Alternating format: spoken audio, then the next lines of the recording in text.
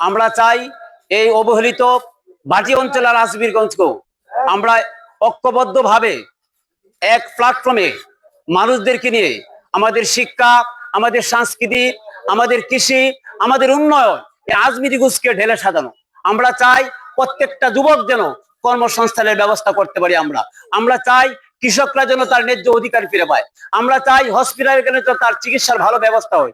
এই আজমিরগঞ্জ ওই উন্নত এলাকার জন্য আমরা যেইভাবে ডেভেলপমেন্ট করা দরকার আমরা এইভাবে পাচ্ছি না। এই জন্য আগামী নির্বাচন আসতেছে, উপজেলা নির্বাচন। আমরা চাই উলামায়ে কেরাম এই আজমিরগঞ্জের মানুষদেরকে আমরা বারবার দিয়ে আসছি যে আপনারা আমাদের পাশে ছিলেন।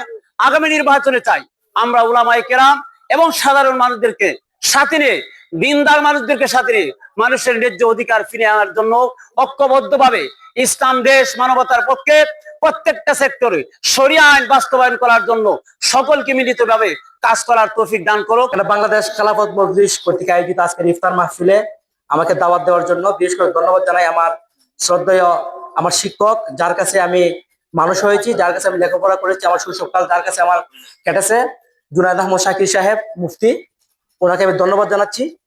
আর সর্বোপরি ধন্যবাদ জানাচ্ছি আপনাদেরকে, ওনার ডাকে সাড়া দিয়ে আপনারা এখানে ইফতার মাহফিলে এসেছেন। আপনাদের জন্য শুভকামনা রইল, আপনারাও আমার জন্য দোয়া করবেন। আমি যেন আপনাদের সুখে দুঃখে পাশে থাকতে পারি, আপনাদের পাশে থেকে আপনাদের সেবা করতে পারি, সেই আশা প্রত্যাশা ব্যক্ত করে সময় যেহেতু কম, আমি আর কথাও লম্বা করলাম না। আপনাদের প্রতি শুভকামনা রইল, আপনারা আমার জন্য দোয়া করবেন। আর ইনশাল্লাহ আমি বিশ্বাস রাখি এই হুজুরগঞ্জ যদি সমাজে এভাবে ধাপে ধাপে এগিয়ে যায় তাহলে সমাজ থেকে বৈষম্য দূর হবে, সমাজে ন্যায় বিচার প্রতিষ্ঠিত হবে, ইনসাফ প্রতিষ্ঠিত হবে। সর্বোপরি আপনারা ভালো থাকবেন, সুস্থ থাকবেন। আসসালামু আলাইকুম ওয়া রাহমাতুল্লাহ। বাংলাদেশ খেলাফত মজলিস কর্তৃক আয়োজিত আজকের ইফতার অনুষ্ঠানের সম্মানিত পরিচালক, অতিথিবৃন্দ, মুসল্লিয়ান একরাম এবং সুধীবৃন্দ, আপনাদেরকে আন্তরিক মোবারকবাদ জানাই। আপনারা মূল্যবান সময় নষ্ট করে কষ্ট করে আসছেন, এই জন্য আমরা আপনাদের কাছে কৃতজ্ঞ। আল্লাহ পাক রব্বুল আমিন রমজান দান করছেন তাকওয়া অর্জনের জন্য, গুনাহ থেকে বাঁচার জন্য। আমরা যেন গুনাহ থেকে বাঁচতে পারি, দুনিয়া আখিরাতে যেন নাজাত পাই, দুনিয়ার উন্নতি যেন চাই, পরকালে যেন আমাদেরকে আল্লাহ পাক রব্বুল আমিন জান্নাত দান করেন। যে জান্নাতের ওয়ারিস হয়েছেন নবীগণ, সাহাবায়ে কেরাম, ওলিগণ, গৌস কুতুবগণ, সলফে সালিহিনগণ, তাদের প্রতি আমরা চলতে চাই, তাদের সাথে আমরা থাকতে চাই। বাংলাদেশের একটি ঐতিহ্যবাহী ইসলামী রাজনৈতিক দল বাংলাদেশ খেলাফত মজলিসের ইফতার মাহফিলে আসছি। সুতরাং বাংলাদেশ খেলাফত মজলিস এ দেশের মধ্যে ইসলাম প্রতিষ্ঠার জন্য, খেলাফত প্রতিষ্ঠার জন্য রাজনীতি করে। আর আমাদের এই বাংলাদেশ খেলাফত মজলিসের প্রধান হলে আমির মাওলানা আল্লামা মামুনুল হক। আমরা সবাই জানি, উনাকে চিনি। সুতরাং আমি আপনাদের নিকট ইসলামী, যেহেতু আজকে বাংলাদেশ খেলাফত মজলিসের ইফতার মাহফিল, এজন্য আমি সবাইকে উদারত আহ্বান জানাইব, আমরা যে যে দল করি সমস্যা নাই, কিন্তু আমাদের সবার একটা আবেগ থাকবে যাতে ভবিষ্যতে আমাদের দেশে, আমাদের বাংলাদেশের সার্বভৌমত্বের মধ্যে ইসলামের ঝান্ডা উড্ডীন হয়।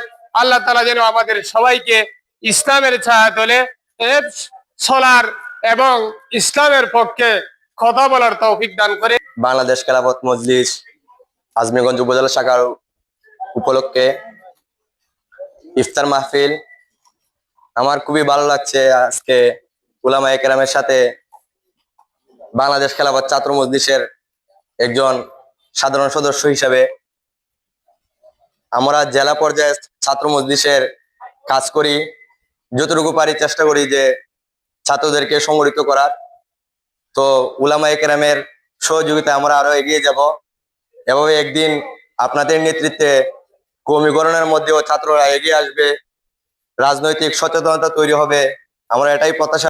আল্লাহ তাআলা বলেন, এই রোজা মাসটা যদি তোমরা আমি আল্লাহ তাআলাকে রাজি খুশি করতে পারো তাহলে আমি আল্লাহ তাআলা তোমাদের জন্য অগণিত নাজ নিয়ামত ভান্ডার তোমাদের জন্য বেহেশতের মধ্যে রেখেছি।